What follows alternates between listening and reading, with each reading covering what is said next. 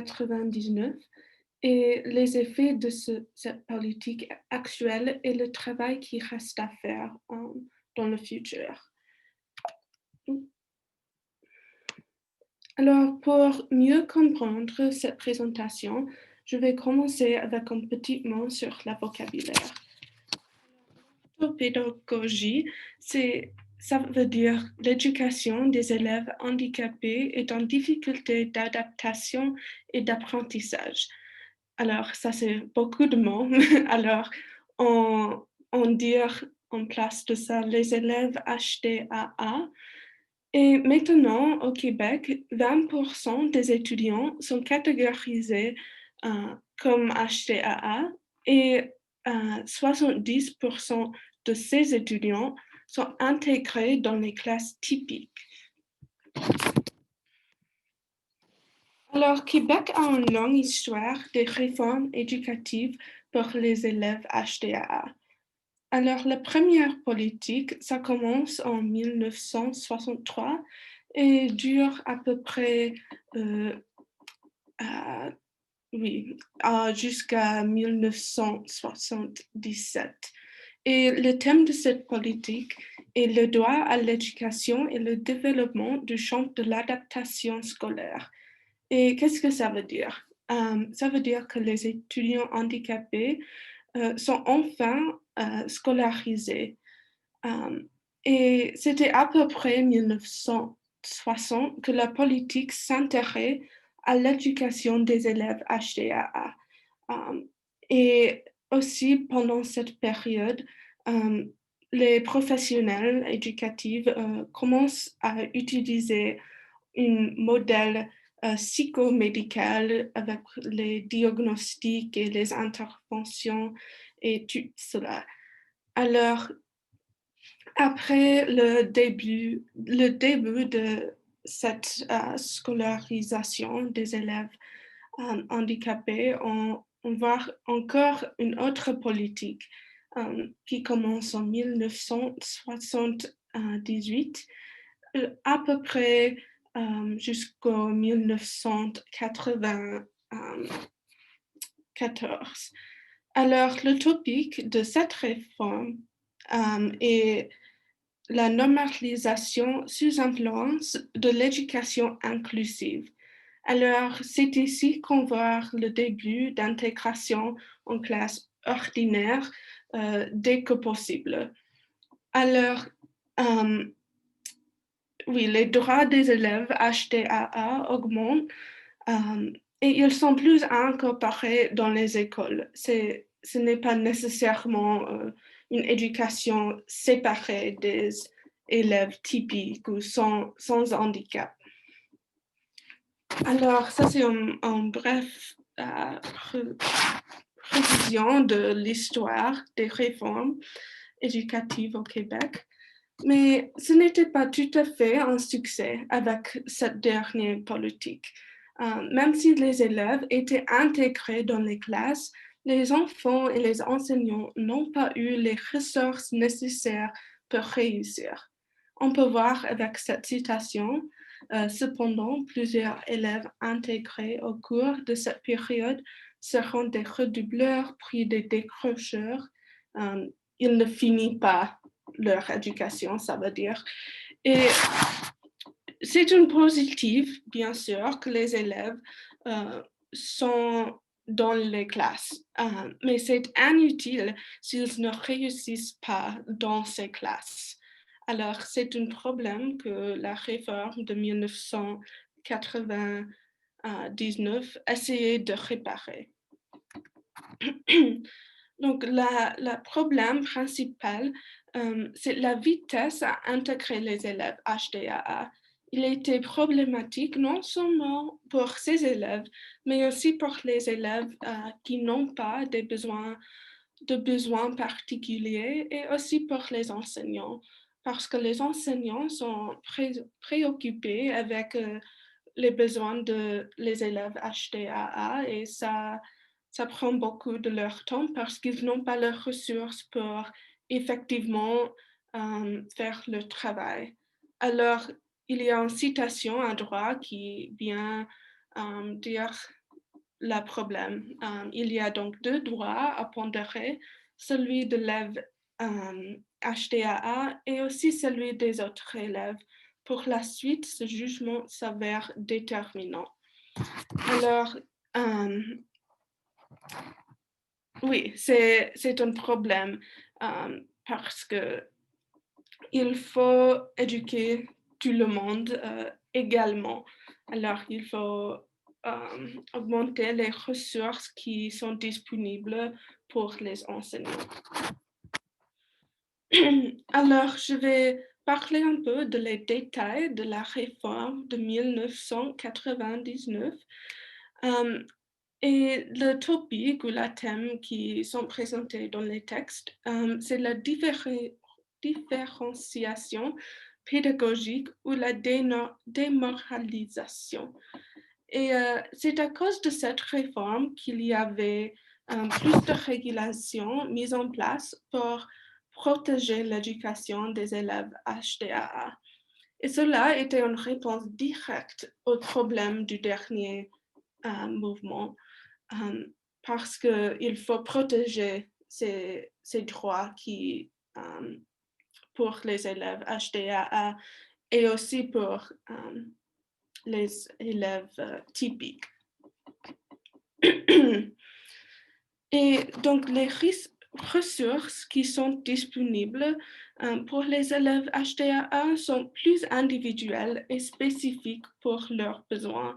Alors, c'est plus individualisé pour chacun et cela aide à améliorer les chèques qui sont dominants dans la dernière réforme parce que cela ne marche pas bien. Alors, un grand changement dans la nouvelle politique est l'enlèvement de plusieurs catégories des handicaps. Cela veut dire qu'il y a deux catégories qui existent, les handicaps et aussi les difficultés d'apprentissage et appréhension.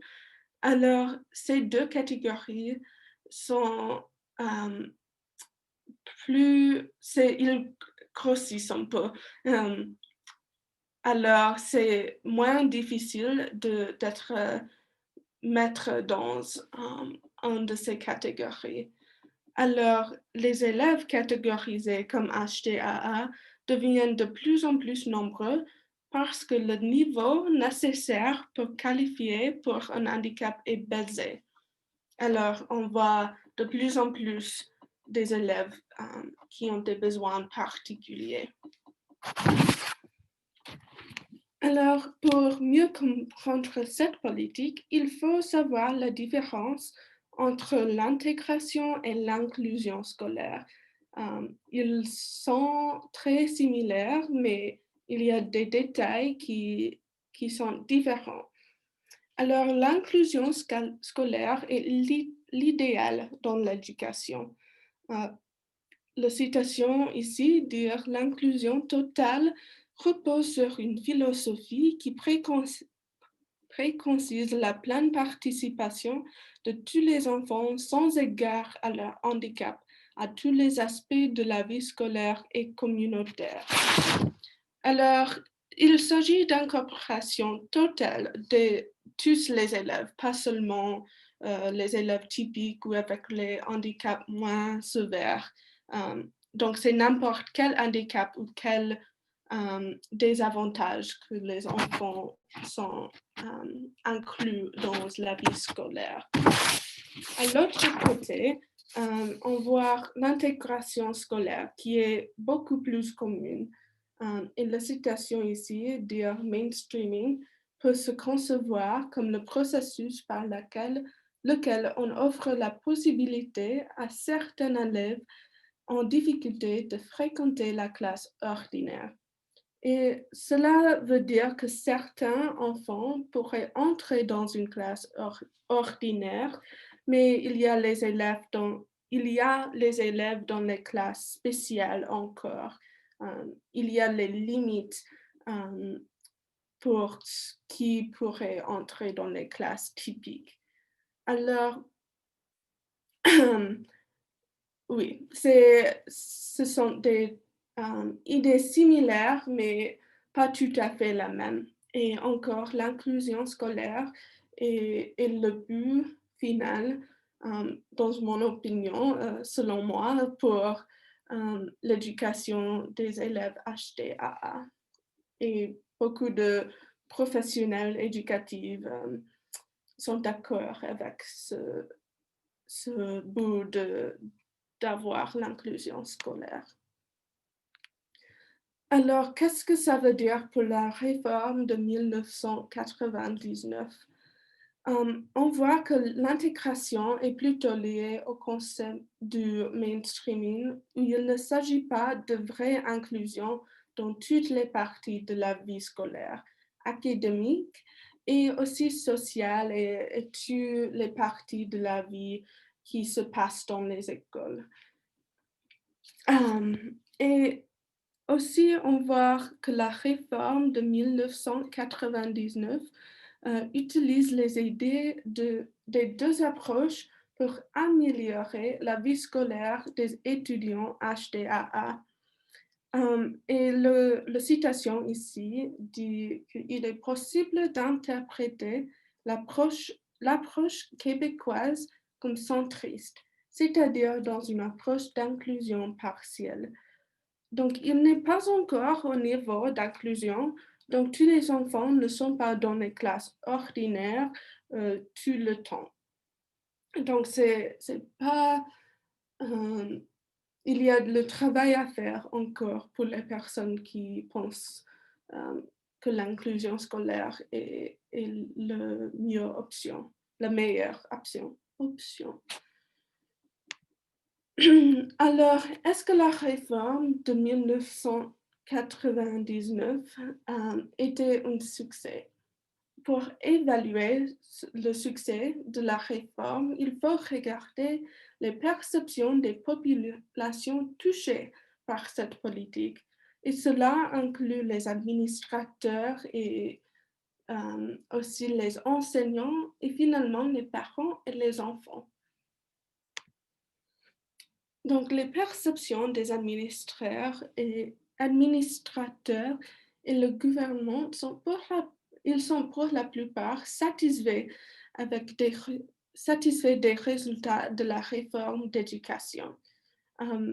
Parce que leur responsabilité primaire, c'était d'assurer une préparation assez complète sur l'éducation intégrative pour les prochains enseignants.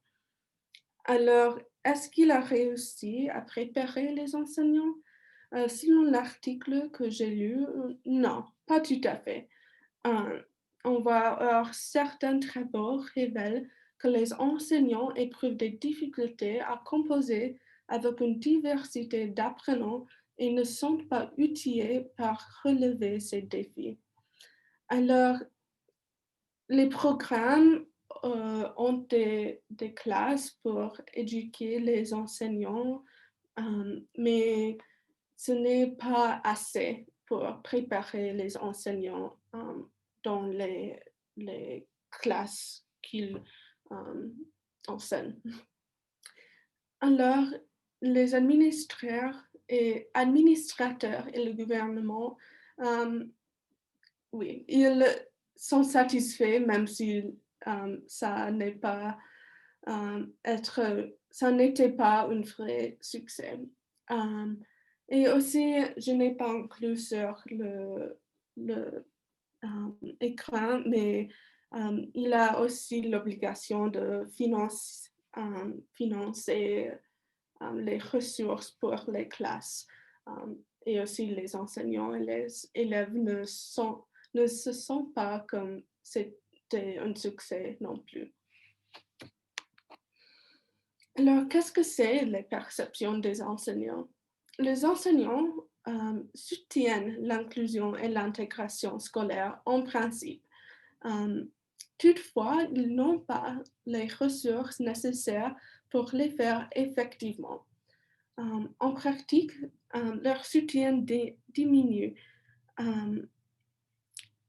Oui, parce qu'ils ont besoin de plus d'aide physique, financière et professionnelle. et leur soutien diminue à cause de la manque de ressources. Ils trouvent que l'intégration n'est pas pratique avec les ressources qui sont disponibles maintenant. Alors, on voit dans cette citation, il a également été observé que des enseignants voudraient des classes plus inclusives, mais que la vie scolaire quotidienne leur imposerait des contraintes les limitant dans la mise en œuvre. Alors, c'est difficile de soutenir quelque chose qu'on ne peut pas faire effectivement. Donc, c'est compréhensible pourquoi ils ont des difficultés avec l'inclusion et l'intégration scolaire. Et la partie la plus importante, selon moi, c'est les perceptions des parents et des étudiants. Les parents et les enfants ont des voix extrêmement importantes dans l'évaluation de la politique de 1999. Qu'est-ce que c'est leur critique? Quelles sont leurs critiques primaires? Premièrement, et c'est quelque chose qu'on voit aux États-Unis aussi, c'est tout Québec n'est pas égal. Il y a des parties de Québec qui ont moins de ressources et il y a les parties qui ont plus de ressources. Et l'intégration scolaire n'est pas un succès autour Québec. C'est des parties spécifiques qui ont plus de ressources. Et aussi souvent, sans l'intervention active des parents, les enfants ne sont pas intégrés dans une manière propre.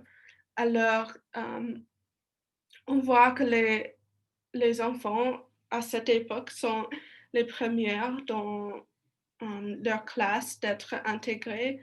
Alors, les parents doivent parler avec les enseignants beaucoup, souvent pour être sûr que les enfants reçoivent les ressources nécessaires pour réussir dans la classe. Alors, les services aussi doivent être plus coordonnés. On voit qu'il y a 5 ou 6 personnes qui sont intégrées dans les services pour l'étudiant, mais les 5 ou 6 ressources, les personnes, ne parlent pas avec l'autre. Alors, c'est un jeu de parler avec quelqu'un et dire ce que tu as entendu avec cette personne à une autre personne et ce n'est pas un bon système. Alors les parents disent que les services doivent être plus coordonnés. Mais aussi, en même temps, il y a les choses qui marchent bien. Les parents disent que l'attitude des enseignants qui soutiennent l'intégration et l'inclusion scolaire est très importante dans l'éducation de leurs élèves. Alors, les attitudes maintenant sont quelque chose qui soutient les enseignants et joue un rôle important dans l'intégration scolaire. Et qu'est-ce que ça veut dire pour les élèves? Je n'ai pas vu des ressources qui parlent spécifiquement des opinions directes des élèves, mais j'ai vu un article qui parle des taux de diplomation pour les élèves HDAA. Et on voit que la diplomation augmente beaucoup pour les élèves HDAA. Et la difficulté ici, c'est qu'au Québec, il y a beaucoup de niveaux de diplomation. C'est très compliqué. Il y a des diplômes plus spécifiques sur les carrières et plus généraux pour avancer dans l'éducation. Et donc, il y a de plus en plus diplomation pour les carrières et le travail avec les enfants HDAA. Et encore, ils ne sont pas au niveau des pairs typiques. Alors, il y a encore de travail pour augmenter les diplômes, spécifiquement aussi pour les diplômes pour avancer avec l'éducation, pour les diplômes plus avancés, oui. Alors, pour mon conclusion, je vais revisiter l'histoire d'Autopégie au Québec est très longue et complexe, comme tu as vu dans cette présentation. Et il y a beaucoup de progrès dans les 30 dernières années. Et la réforme de 1999 a amélioré la vie scolaire des élèves HDAA beaucoup. Et cela est quelque chose de très bon, mais aussi il faut qu'on n'est pas satisfait avec cela. Il faut qu'on continue le travail. Alors, qu'est-ce qui reste à faire? Il faut beaucoup plus de ressources financières et éducatives pour les enseignants, les écoles, les étudiants. Et aussi, il faut l'égalité d'intégration autour de Québec, pas seulement dans les quartiers plus riches ou qui a plus de ressources. Et aussi, on doit faire le travail vers inclusion scolaire au lieu d'intégration scolaire, parce que l'inclusion scolaire est mieux pour les élèves HDAA et aussi les élèves typiques.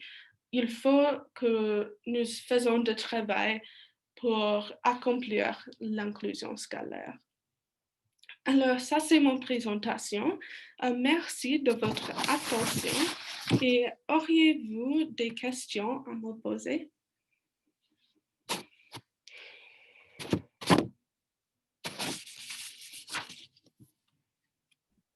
Merci, Emma. Merci. Alors, on te félicite et est-ce que tu pourrais nous donner une idée spécifique de ressources qui pourraient aider les enseignants et les élèves et les familles en général? L'argent pour le budget, mais est-ce qu'il y a des ressources spécifiques qui aideraient?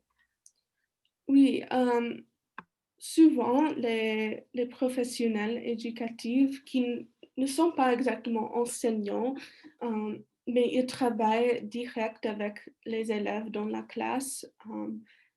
Ça aide beaucoup si il y a quelqu'un qui pourrait être dans la classe, mais qui ont besoin d'un peu plus de soutien. Alors, je ne sais pas le mot en français, mais paraprofessional, c'est le mot en anglais, qui aide les élèves directement. Ça pourrait donner plus de temps et attention pour les enseignants primaires pour aider toute la classe, pas seulement quelqu'un spécifique, mais aussi ça aide oui, ça aide toute la classe. Merci. Peut-être encore une question. Anna, tu as une question ou les autres? Je voudrais donner la parole aux étudiants s'il y a un étudiant qui a une question, mais moi j'ai plusieurs questions en fait. Mais est-ce que quelqu'un d'autre aurait une question?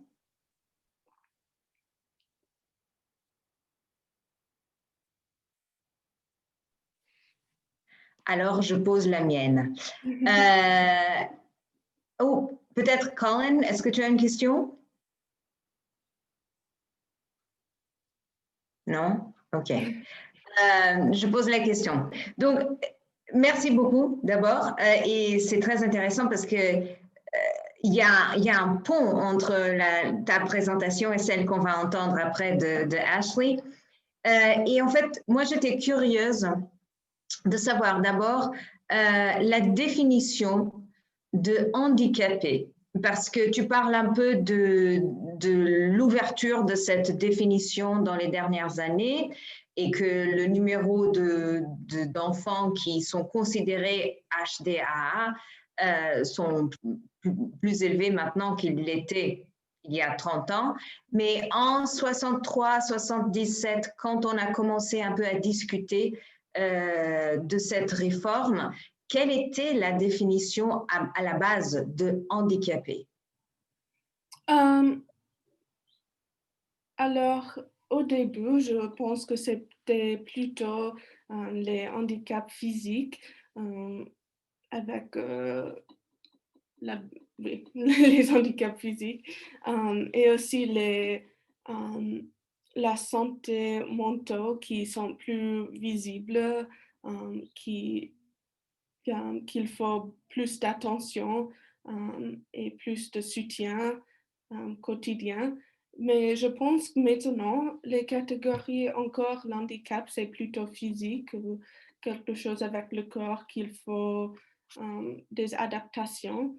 Mais l'autre catégorie, c'est les difficultés aussi, pardon, les handicaps aussi incluent, je pense, plutôt la santé mentale aussi, mais la santé mentale.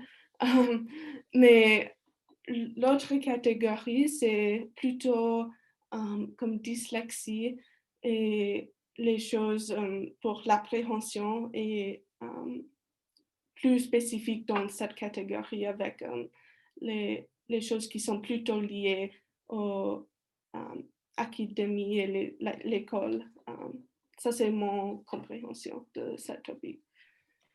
Et donc, est-ce que tu crois qu'il y a un certain parallèle maintenant entre cette définition qui existe au Québec et celle qu'on a aux États-Unis où on parle de disability services? Est-ce que, je sais que c'est là où tu as commencé à penser, à réfléchir à ce sujet pour ton capstone. Donc, un parallèle, est-ce que tu pourrais peut-être pour faire une conclusion un peu plus ouverte, comment ça se compare avec ce qui se passe aux États-Unis, par exemple? Parce que je sais que tu as un intérêt spécial avec ça. Oui. J'ai l'impression que c'est très similaire.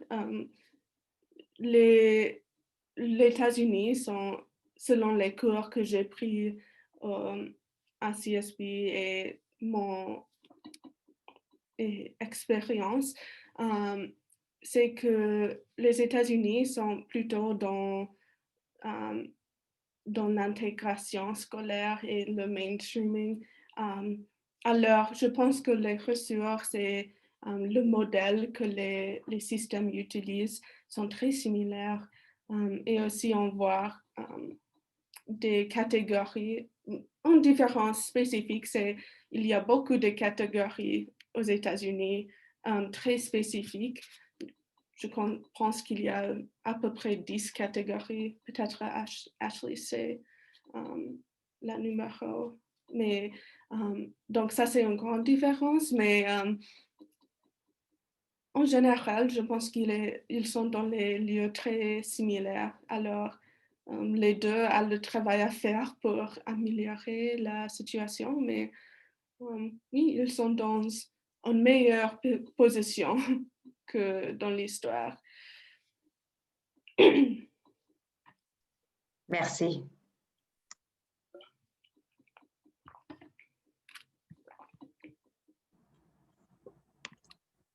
Merci. Alors, on passe à Ashley. Anna, tu veux présenter Ashley?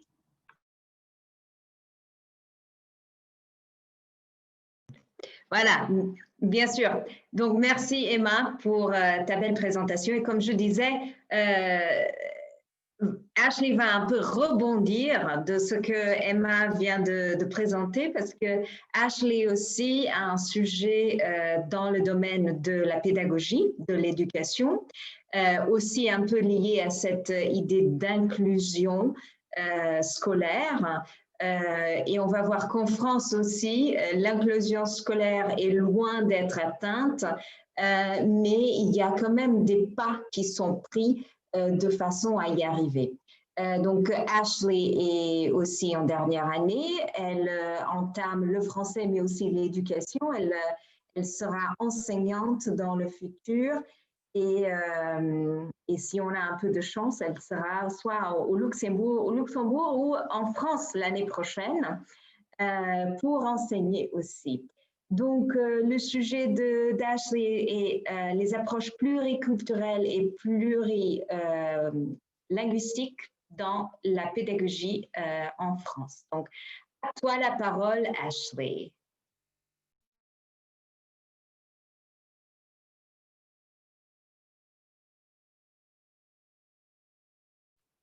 Ok, est-ce que tout le monde peut le voir? Oui. Ok, parfait. Donc aujourd'hui, je vais parler des élèves allophones nouvellement arrivés en France et les approches plurielles pour enseigner ces élèves. Les élèves allophones nouvellement arrivés sont notés dans ma présentation pour ce acronyme EANA, mais je vais parler des élèves allophones encore. Voilà mon annonce de plan. Premièrement, je vais donner une petite introduction et puis je vais parler de l'histoire de l'éducation nationale en France. Et puis je vais parler de nos jours et des programmes en France au courant et actuels qui s'appelle l'unité pédagogique pour les élèves allophones arrivants ou EPE2A. Et quatrièmement, je vais parler des approches plurilingues et pluriculturelles et ce qui doit changer pour améliorer la situation de ces élèves allophones. Et finalement, je vais conclure avec quelques grandes idées et vous pouvez me demander des questions. Quand j'ai commencé mes recherches, j'étais en train d'apprendre comment enseigner les élèves qui apprennent l'anglais comme une langue seconde aux États-Unis. Et j'étais en train de lire aussi le livre Race, Empire and English Language Teaching. Donc j'étais curieuse et je me suis demandé qu'est-ce qui se passe en France et qui sont les élèves similaires. Et j'ai trouvé les élèves allophones nouvellement arrivés. J'étais aussi en train d'organiser l'événement pour le club français, qu'il s'agit de l'oppression linguistique. Et à cet événement, j'ai trouvé que la norme de monolinguisme dans un pays est complètement faux. Donc, qu'est-ce qu'on peut faire à changer ce monolinguisme pour améliorer la situation pour les élèves qui parlent des autres langues, les élèves allophones. Et allophones, c'est-à-dire qu'ils parlent une langue minoritaire dans un pays. La France n'était pas toujours monolingue et c'est pas encore monolingue aujourd'hui. Mais avec Louis XIV, il a essayé de faire une unification dans le pays par la langue française. Et puis après qu'il a terminé son royaume, la révolution de 1789 a arrivé et les partisans de la République ont centralisé le pouvoir encore par une seule langue, et c'était le français. Et puis 100 ans plus tard, on voit que la France a établi une éducation nationale standardisée par les lois Ferry, et elle établit l'éducation primaire publique gratuite pour les garçons et les filles entre 6 ans et 13 ans. Mais l'éducation nationale doit être complètement en français pour persister le valeur d'égalité. Mais est-ce que c'est vraiment égalitaire s'il y a des gens qui ne parlent pas français? C'était ma question. Mais l'éducation nationale, c'était une façon pour la France à transmettre leur identité nationale. Et ils disaient que cette identité nationale doit être républicaine et française. Et c'est la raison pour laquelle l'éducation nationale est vraiment basée sur une seule langue. Donc, on peut dire que l'éducation nationale en France, c'était un instrument de la francisation généralisée à l'époque des lois Ferry, et aussi ça persiste à aujourd'hui. Et l'objet d'éducation à l'époque des lois Ferry, c'était la littérature, l'orthographe et l'écriture qui sont liées à la langue française. Et parce que c'était la base de l'éducation nationale, ça continue d'avoir des effets implicites. Et aujourd'hui, c'est plus récemment que la France avait un flux migratoire en 1970. Et c'est le premier instant où on a besoin de cours de français langue seconde pour des élèves allophones en France. Mais le monolinguisme persiste encore parce qu'on voit en 1994, la loi Toubon est introduite. Et la loi Toubon dit que tous les aspects de la vie publique doivent être en français. Donc, un an plus tard, on voit que la France s'est rendu compte que Si on veut que tous les aspects de la vie publique doivent être en français, on doit enseigner le français pour les personnes qui ne parlent pas français comme la langue première.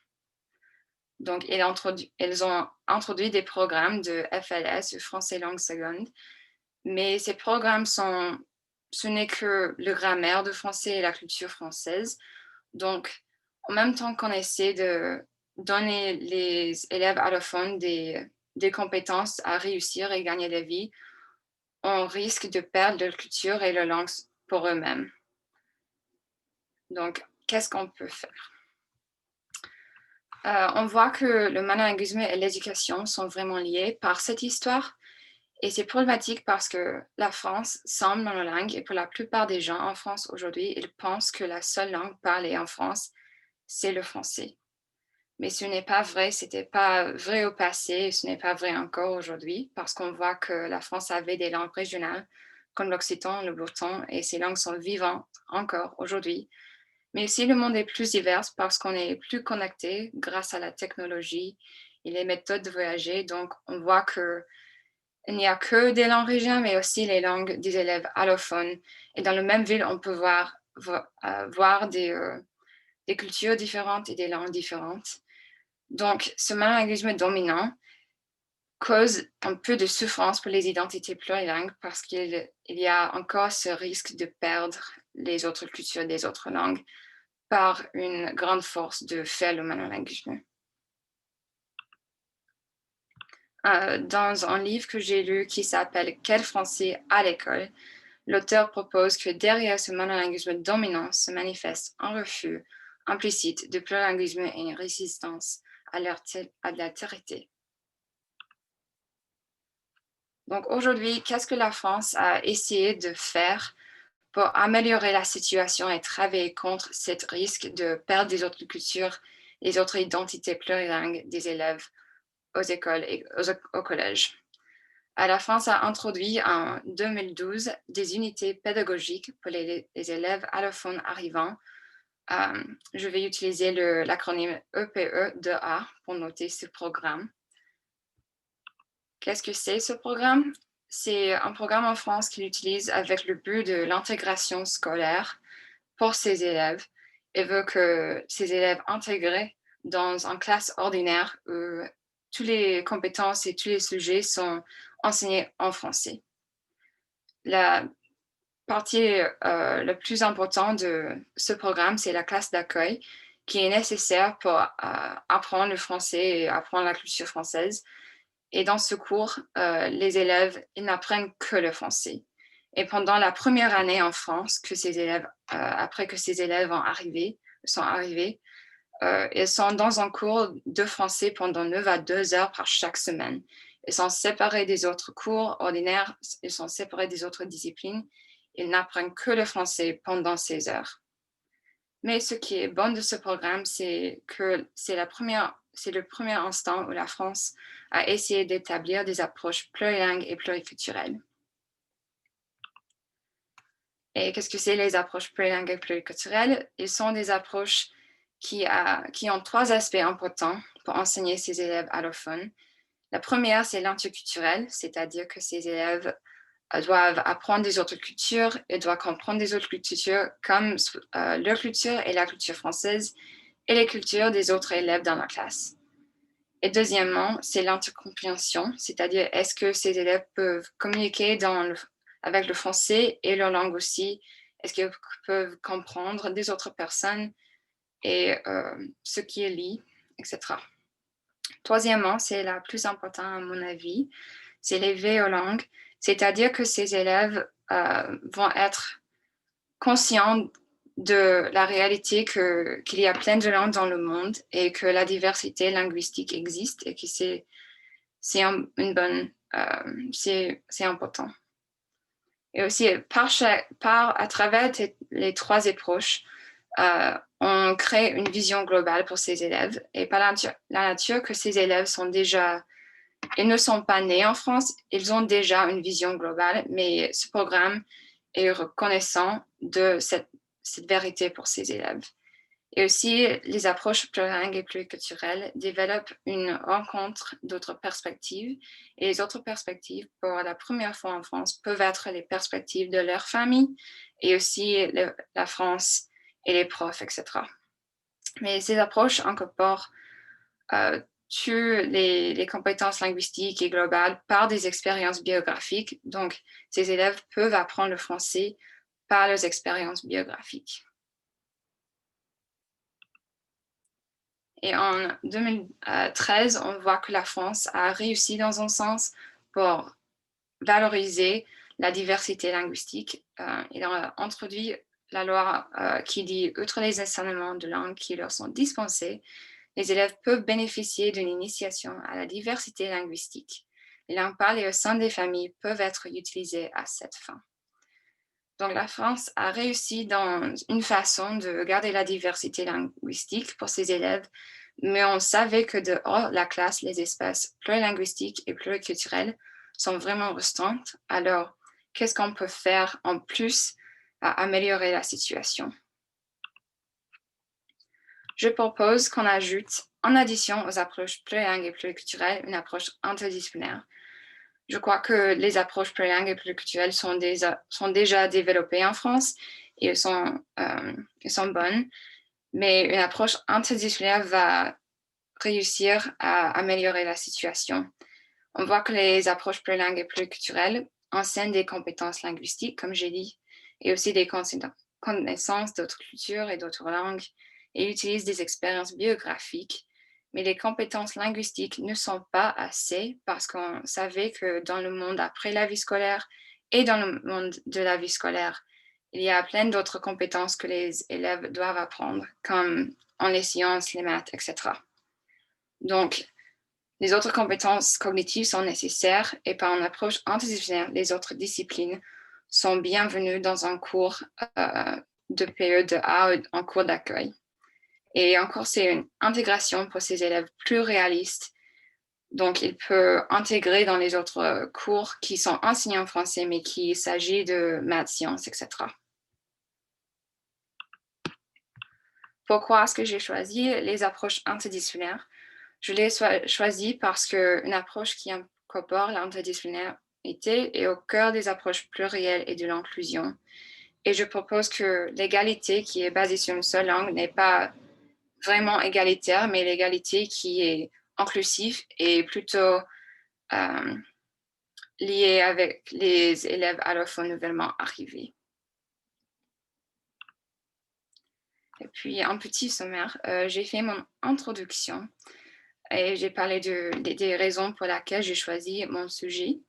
J'ai aussi donné une petite histoire de monolinguisme et l'éducation nationale en France. J'ai aussi parlé de nos jours et le programme EPE de art et le succès de ce programme, mais ce qui reste à faire. Et quatrièmement, j'ai parlé des approches plurilingues et pluriculturelles et comment l'interdisciplinarité peuvent être incorporées pour améliorer ce programme. Je crois que les approches plurielles et plurilinguistiques et interdisciplinaires peuvent valoriser les expériences et les compétences diverses des élèves allophones nouvellement arrivés. Et je veux vous laisser avec une petite citation qui est par un écrivain que j'admire beaucoup, qui s'appelle Édouard Glissant. Et il dit, « Le poète choisit et lit dans la masse de monde ce que lui faut préserver, chanter, sauver et qui s'accorde à son chant. Et je veux que les élèves allophones nouvellement arrivés soient comme le poète dans ce sens où il peut préserver leur langue et leur culture et en même temps s'accorder à son chant, la culture française et leur vie en France. » Merci.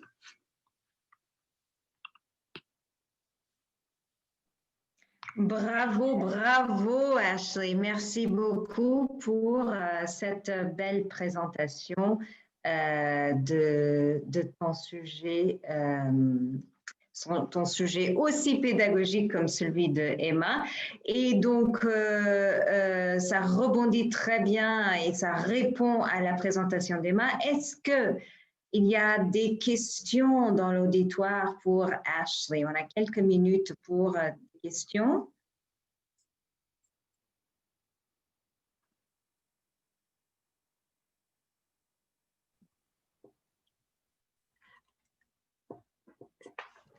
Comme, Karen, oui. oui, comme Anna, je veux, s'il y a des invités ou des questions parmi les invités d'Ashley ou autrement, c'est un peu la même question que j'ai posée à Emma. Quelles ressources seraient nécessaires pour arriver à ton rêve d'une éducation interdisciplinaire? Est-ce qu'il faudrait plus de travail d'équipe peut-être parmi les profs différents ou est-ce qu'il y a des programmes spécifiques que tu pourrais mentionner ou proposer? Oui, il y a un programme en France qui s'appelle, je crois, CASNAV, c'est CASNAV. Et si on va arriver à mon rêve, je pense que on doit changer l'éducation nationale pour incorporer des approches interdisciplinaires standardisées et que les profs doivent avoir plus de training, plus de ressources à incorporer et prendre. Comment est-ce qu'on peut enseigner peut-être les maths dans un cours de langue? Quels sont les vocabulaires nécessaires pour enseigner ses élèves pour réussir dans des autres disciplines aussi? Merci. D'autres questions pour Ashley? J'ai une question pour Ashley. Oui, Olivia.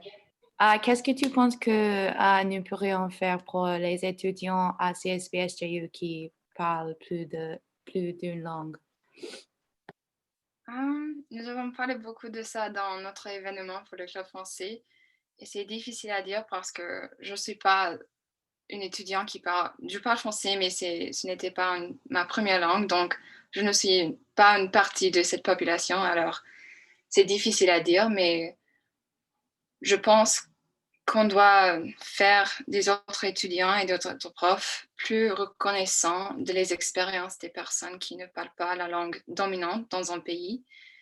Et on doit mieux comprendre que bien qu'ils ne parlent pas une langue parfaitement, ils ont des compétences, ils ont des connaissances qu'on doit valoriser. Et oui, on doit valoriser leurs expériences et on doit être plus accueillis. On doit créer plus d'accueil sur notre campus pour eux. Merci. De rien. Alors, si personne d'autre a des questions, j'ai plutôt un commentaire, mais aussi une petite question. Alors, d'abord, je voulais te poser la question, est-ce que tu as réussi à voir le film La Cour de Babel? Non, je n'avais pas assez de temps, mais je veux. Alors, pendant les vacances, il faut que tu vois le film La Cour de Babel. Et en fait, c'est une proposition pour tout le monde. C'est un documentaire assez récent, français, qui traite exactement de ce sujet des classes mixtes d'élèves allophones nouvellement arrivés en France. Et donc, ça suit un groupe d'élèves. Et c'est pour ça que ça s'appelle la cour de Babel. Alors, normalement, c'est la tour avec un T de Babel, mais la cour de Babel parce qu'à la cour de l'école, on entend beaucoup de langues différentes. Et dans le film, exactement, où tu parlais, et toi et Emma, en fait, toutes les deux, vous parliez d'un travail d'équipe. Donc, ce n'est pas juste les enseignants, ce n'est pas juste les administrateurs, c'est aussi le travail des élèves, c'est aussi le travail des familles des élèves. Et donc là, on voit la participation et la participation active des parents aussi au sein de l'éducation des enfants qui est extrêmement importante, à la fois pour les HDAA au Québec et aussi pour les EANA en France.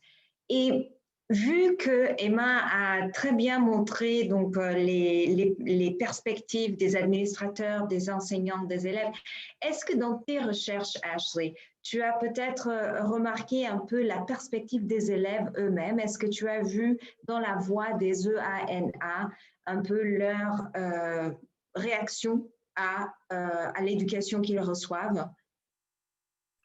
C'est une bonne question.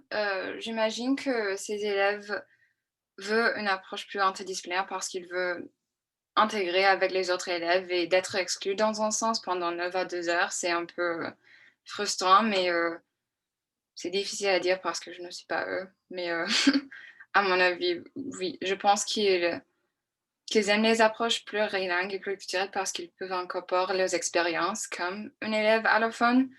Et les profs aiment qu'ils peuvent connaître les étudiants dans une autre façon plus réaliste et plus... c'est plus important de savoir de connaître les étudiants dans cette façon. Donc, je crois que les profs et les étudiants sont des bonnes réactions. Et c'est juste une question, est-ce que l'éducation nationale va soutenir les profs et les élèves allophones?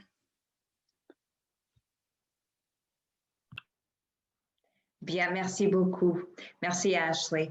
Donc, on va peut-être passer à Jake pour la dernière présentation aujourd'hui. Donc, Jake Davis est en 4e année aussi.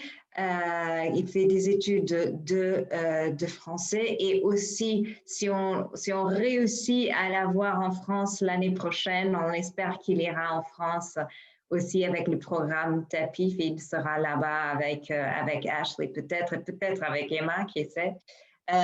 Voilà. Donc, Jake va nous parler d'un sujet complètement différent, mais tout à fait contemporain, très intéressant. Et donc, il va nous parler du 9-3, d'un département juste au nord de Paris qui a une réputation malheureusement un peu négative relativement à la violence policière, relativement aux tensions raciales qui peuvent exister. Et donc, Jake va nous donc parler de ce beau sujet un peu triste, mais il y a toujours une note positive à la fin. Donc, Jake, à toi la parole. Merci à professeur Carnboy pour cette introduction. Bonjour tout le monde. Je vais vous donner un peu d'informations générales à pourquoi j'ai choisi ce sujet. Alors, pendant l'été, il y avait la mort de George Floyd et les manifestations et les émeutes y associées. Et cet incident et les événements qui sont se passés après avait un grand effet sur moi. Alors, j'ai essayé de trouver ce qui se passe en France avec cet événement. Alors, avec ça, je vous présente le 9-3, le modèle des banlieues pour le meilleur ou pour pire. Désolé. J'essaie de... Je ne sais pas ce qui se passe. Désolé, j'ai des problèmes avec mon... Tu n'arrives pas à changer la... Oui, je n'arrive pas à changer le Est-ce que slide. tu veux que je crois que je peux le faire. Une seconde, je vais essayer quelque chose de différent.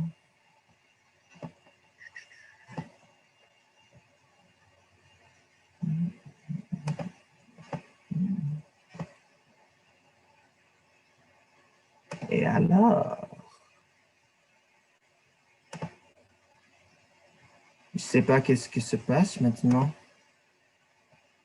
Ce que tu peux faire, Jake, si tu veux, c'est juste de changer le slide, de nous montrer ça que tu nous as montré juste à l'instant, et puis de changer le slide manuellement, c'est peut-être plus simple.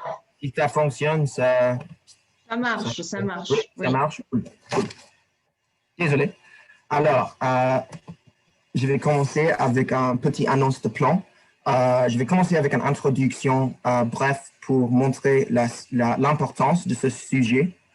Puis, je vais donner des informations générales autour du 9-3, ma thèse, puis les convictions postcoloniales, l'histoire du 9-3 qui influence les stéréotypes avec le 9-3 aujourd'hui. Puis, je vais parler un peu de la violence policière en France et la réponse gouvernementale.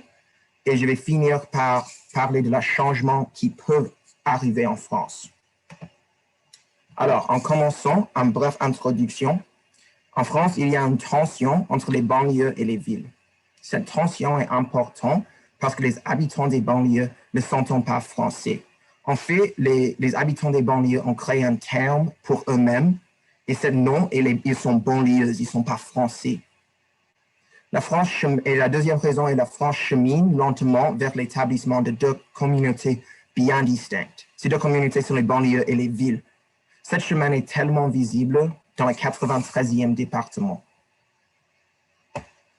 Alors, le 93e département, ou le 9-3, comme c'est connu par les Français, est situé quelques kilomètres au nord de Paris.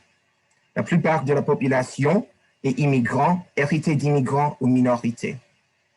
Le taux de pauvreté est 2 fois plus élevé que le reste de la France et le taux de chômage est 3% plus élevé que la moyenne de l'Hexagone. Ma thèse est que la tension entre les banlieues et les villes en France sont basées dans une réalité. Mais la tension est intensifiée par trois aspects. Les convictions postcoloniales, le traitement des immigrés, les hérités des immigrés et les minorités, la violence et discrimination policière. Mais même avec ces obstacles, il y a un mouvement en France qui nous donne de l'espoir pour le changement dans le 9-3 et tous les banlieues françaises. Et alors, je vais commencer avec les convictions postcoloniales. Les convictions postcoloniales viennent d'une conviction que les Européens blancs sont plus hauts dans l'ordre social que les Africains noirs. Cette attitude, aujourd'hui, est appliquée aux immigrés, hérités des immigrés et les minorités. Et alors, la société française sépare les minorités, les hérités des immigrés et les immigrés de les franges et branches par rapport à une mise à distance sociale. Ça veut dire que quand la société française sépare les minorités des blancs en France, il utilise les aspects sociaux, l'arène sociale, pas vraiment l'arène professionnelle. Alors, les minorités en France apprennent qu'ils sont différents que les blancs dans les interactions sociales. Et alors, cette discrimination se manifeste dans plusieurs façons, mais le plus visible est dans la violence, négligence et discrimination policière. Et de plus, cette discrimination crée les stéréotypes qui n'aident pas à ce problème, mais sont basés un peu dans la réalité. Et ça, c'est ce que je vais parler maintenant. C'est les deux situations et les deux événements dans le 9-3 qui ont ajouté à les stéréotypes qui existent maintenant autour du 9-3. Ces événements sont premièrement les émeutes de 2005. Les émeutes de 2005 ont suivi la mort de 2 jeunes garçons, Zaïd Bena et Bouana Traoré. Ces deux jeunes garçons étaient en train d'échapper la police quand ils ont couru dans un annexe électrique. Ils sont morts par l'électrocution. La communauté a accusé la police de négligence dans la mort des jeunes, mais quand les agents de police n'étaient pas inculpés pour négligence, le département a explosé en émeutes. Les émeutes ont duré 21 jours et après, il y avait 9000 voitures brûlées. Les agents de police étaient inculpés en 2015, 10 ans après l'incident. Pendant les émeutes, les chaînes d'information français ont donné une image d'hooliganisme et violence en 9-3, une étiquette qui reste avec le 9-3, même aujourd'hui. Le deuxième événement qui définit le 9-3 et le stéréotype qui sont autour du 9-3, c'est l'attaque terroriste de Charlie Hebdo en 2015. L'attaque terroriste de Charlie Hebdo était après, la journal satirique a imprimé une image du prophète Mohammed en 2006 et 2011. D'imprimer une image du prophète Mohammed en islam est sacrilège. À cause de l'impression, 4 terroristes ont attaqué les bureaux de Charlie Hebdo en 2015.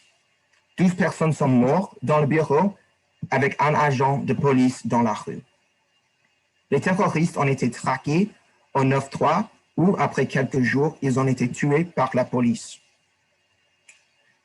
Après l'attaque, les sentiments anti-islam radical et anti-musulman en général ont grandi. Mais cette association entre le 9-3 et l'islam radical et musulman en général restent avec le 9-3 même aujourd'hui.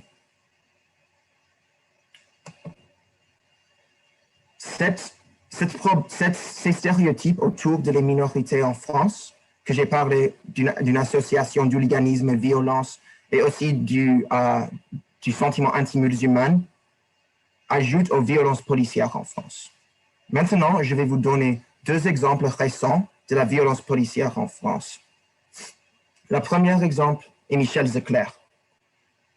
Michel Zecler est un homme noir qui a été battu par 3 agents de police parce qu'il ne portait pas un masque pendant la pandémie COVID-19.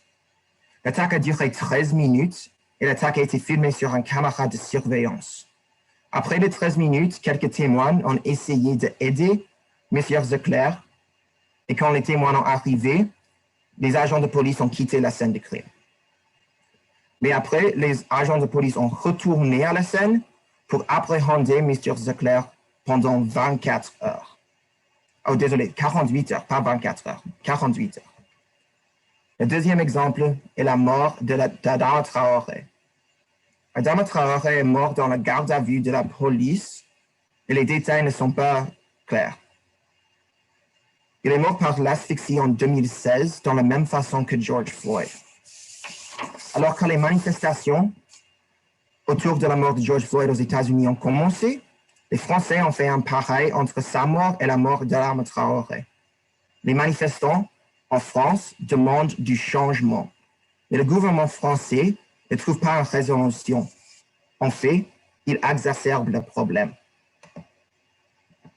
La réponse à la violence policière française est négligeable et négative. Le ministre de l'Intérieur, Gérald Darmanin, qui est responsable pour la police nationale en France, et il est porte-parole pour le président Macron par rapport aux problèmes policiers. Quand il était demandé une question autour de la violence policière en France, il a répondu « Personnellement, je m'étouffe ». Ça, c'est une réponse qui a montré à les Français qu'il n'y a pas un problème de violence policière ou que le gouvernement ne pense pas qu'un problème existe. Une deuxième réponse qui n'est pas bien reçue par le public français est un projet de loi qui dit que le public ne peut pas filmer les agents de police dans les actes qui peuvent faire les agents de police mal. Cette loi dit que si un témoin voit un incident où un policier sera abusif avec une personne, ces témoins ne pouvaient pas filmer l'incident avec leur portable. La dernière chose que le gouvernement français fait qui est négatif est l'abandonnement et puis la réintégration de la prise d'étranglement. La prise d'étranglement résulte dans la mort de plusieurs personnes dans le garde à vue de la police. Mais ils ont l'abandonné après quelques incidents, mais quand les polices ne sentaient pas que c'était une bonne chose d'abandonner ça, le gouvernement français a réintégré cette tactique. Et encore, toutes ces réponses n'étaient pas bien reçues par le public français. Et à cause de cela, le nouveau mouvement en France a grandi. Le mouvement, cette fois, attire des personnes de toutes les races, tous les âges. Et cette fois, c'est dans le centre-ville de Paris, pas simplement dans les banlieues. Une manifestation organisée par la sœur de Adama Traoré avait 23 000 personnes. Ça, c'est la plus grande manifestation contre la violence policière en France. Et cette fois, HRW ou Human Rights Act a contacté le président Macron et demandé pour le changement concret et visible par rapport à la violence policière. Alors, le changement commence en France, mais le gouvernement français essaie activement de faire le changement négatif. Concurremment avec le nouveau mouvement en France, il y a le potentiel pour le changement dans le 9-3. Dans tous les banlieues, mais spécifiquement le 9-3, les héros et les icônes français viennent de ces espaces, viennent des banlieues, viennent du 9-3. Je vais commencer avec les footballeurs, spécifiquement de l'équipe nationale qui a gagné la Coupe du Monde en 2016. Beaucoup de ces joueurs et footballeurs sont hérités des immigrés et ont été nés dans le 9-3 ou les autres banlieues. Un deuxième exemple est Aya Nakamura, une chanteuse R&B, et sa chanson Jaja était numéro 1 en France en 2019, et c'est aussi une chanson de femme pouvoir. Le troisième exemple est Maggie Pianyandi. Elle est un mannequin qui a été choisi pour représenter l'île de Paris dans une compétition nationale de beauté en 2019. Finalement, il y a Monsieur Bonheur. Monsieur Bonheur est un photographe qui essaie d'unifier le 9-3 avec Paris. Il veut montrer les aspects jolis et les aspects positifs du 9-3 à la reste de la France. Il veut aussi montrer les aspects que les chaînes d'information ne montrent pas à la public. Son but est de changer le récit autour du 9-3. Alors, j'ai parlé un peu de l'introduction, suivi par les informations générales autour du 9-3. Et puis mon thèse qui stipule qu'il y a les aspects négatifs qui se passent en France, il y a les aspects qui intensifient cette tension et qui n'aident pas la situation. Même avec tous ces obstacles, il y a les personnes qui sont en train de changer les choses en France, et ce changement vient en réalité. Puis j'ai expliqué les convictions postcoloniales avec les traitements des immigrés, les héritiers des immigrés et les minorités. Suivi par une brève histoire du 9-3 et ce que s'est passé dans leur passé, qui ajoute aux stéréotypes maintenant. Après, j'ai parlé de la violence policière et la réponse gouvernementale en France qui n'aide pas la situation. J'ai essayé de finir sur une note positive pour montrer le changement qui commence en France et d'où vient ce changement. En conclusion, certains membres du 9-3 sont en train de changer le narratif qui influence le département négativement. Avec le nouveau mouvement en France, cette but pouvait peut-être devenir réalité et changer le récit pour toutes les banlieues de France.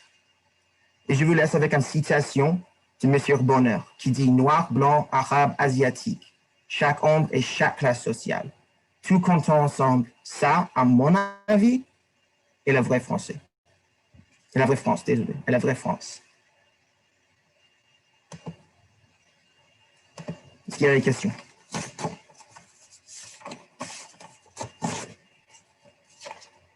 Bravo, merci beaucoup, Jake, pour cette heureuse fin un peu plus positive, parce que c'est vrai que c'est un sujet lourd, un sujet contemporain et mondial aussi. C'est un sujet qui existe partout. Mais bien sûr, aujourd'hui, on parle surtout de la France. Et donc, j'ouvre le champ pour la possibilité d'avoir des questions d'autres étudiants, même des autres capstones, si vous avez des questions pour Jake.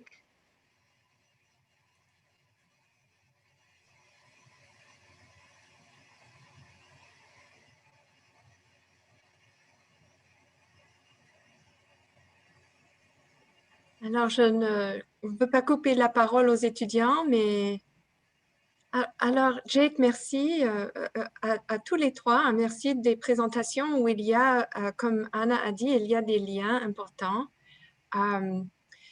Est-ce que tu as bien parlé dans ta conclusion ou vers la conclusion de l'importance de la visibilité, le photographe qui rend visible le bon côté, la richesse, tout comme la présentation d'Ashley, où elle parle de la richesse culturelle, de cet aspect positif. Ce n'est pas un manque, c'est un plus, c'est un bon. Est-ce qu'il y a d'autres façons d'améliorer la situation, penses-tu, s'il faut ouvrir cette question de visibilité dans la publicité, dans les compétitions, dans les arts?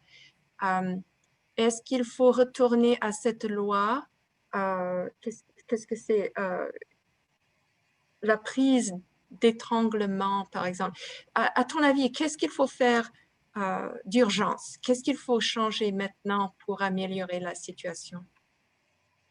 Il y a beaucoup de choses, mais quand nous parlons spécifiquement en 9.3, je crois que la réponse est dans les chaînes d'information français. Beaucoup de ces stéréotypes qui existent autour du département existent parce que les chaînes d'information français ont créé et ont circulé ces stéréotypes. Alors, si les chaînes d'information font les choses différentes autour des banlieues en total, mais spécifiquement en 9.3, je crois que les stéréotypes autour de 9.3 peuvent changer. Par rapport à la violence policière, le gouvernement français, et à mon avis, fait plus du mal à la situation que du bien à ce moment. Et je crois que ça c'est pour deux raisons. Je ne vais pas parler de les politiques françaises à ce moment parce que c'est trop lourd et c'est trop grand. Mais je crois que le gouvernement français doit donner une image d'égalité, une image de qu'il essaye de faire du change. Et à ce moment, ils activement sont en train de ne pas changer les choses. En effet, ils sont en train d'avoir une société de suppression. Tu ne peux pas publier des images de la police qui font du mal à les personnes. Tu ne peux pas filmer ces situations. Je crois qu'en France, il doit changer cette attitude d'oppression que le gouvernement est en train d'instiller. Ça, c'est la plus grande chose à ce moment, je crois. Merci beaucoup. D'autres questions pour Jake?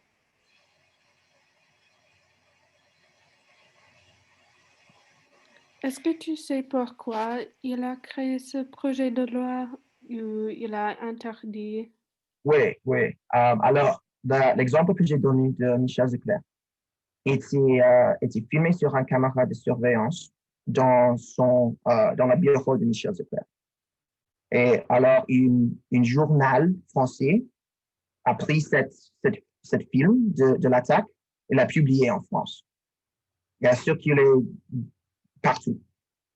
À cause de cela, ils ont créé ce projet de loi pour arrêter les journaux et les chaînes d'information de publier ces images négatives par rapport à la police.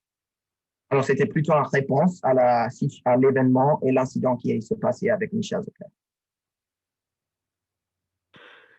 Intéressant.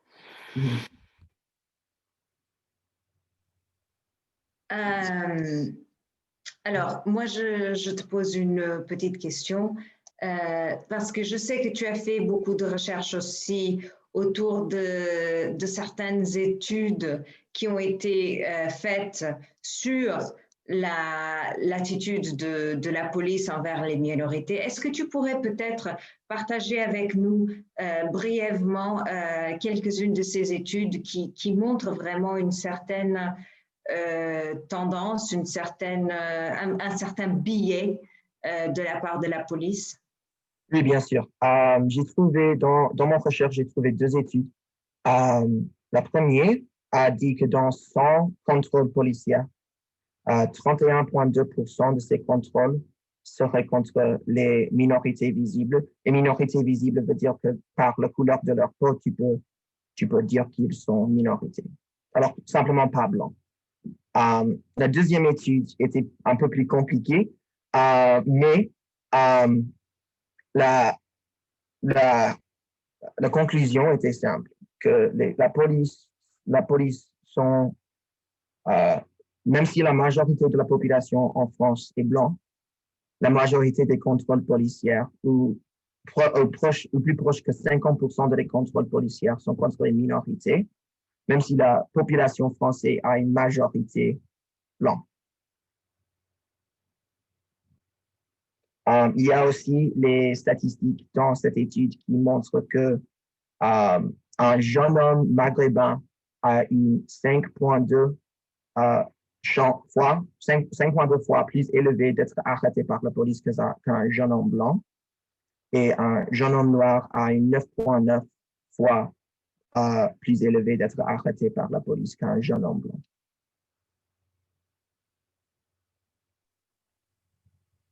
Voilà, merci beaucoup.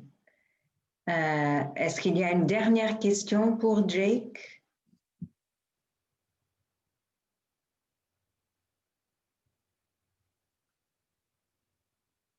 Alors, je félicite, je me rejoins à Karen Erickson pour féliciter les trois. Je crois que vous avez tous fait un excellent travail, donc voilà. Et on a hâte de lire vos travaux finaux. Et entre-temps, donc, merci à ceux qui sont venus à la présentation. Je ne sais pas si ce sont des gens qui parlent français. Je ne connais personne dans le groupe. So if you don't speak French, thank you for coming. That was a lot of French to sit through. If you do speak French, merci beaucoup. Voilà, donc Karen, est-ce que tu voulais peut-être conclure la session? Oui, c'est seulement avec les remerciements de votre travail. Comme j'ai dit au début, ce travail indépendant, c'est vraiment le point culminant pour les profs de undergraduate, n'est-ce pas? Quand on voit nos étudiants de dernière année se lancer sur un sujet qui vous passionne, et c'est vraiment... voilà pourquoi on fait notre travail. Alors, je vous remercie vivement de cet aspect sérieux de votre travail. Et c'est aussi un moment de célébrer tous les progrès que vous avez faits en français, progrès linguistiques, culturels, intellectuels. Alors, bravo, bravo, brava, brava, bravo. Et alors, on se dit bonne journée et à bientôt par l'écrit. Ça va, Anna? C'est bon? Donc, oui, et donc merci encore. Et on vous a vu grandir dans les dernières années, donc c'est avec grand plaisir qu'on vous voit presque finir vos études. Donc, félicitations encore. Et oui, à bientôt sur papier. Au revoir. Courage pour la fin, courage pour la fin du semestre. Au revoir. Au revoir. Au revoir tout le monde.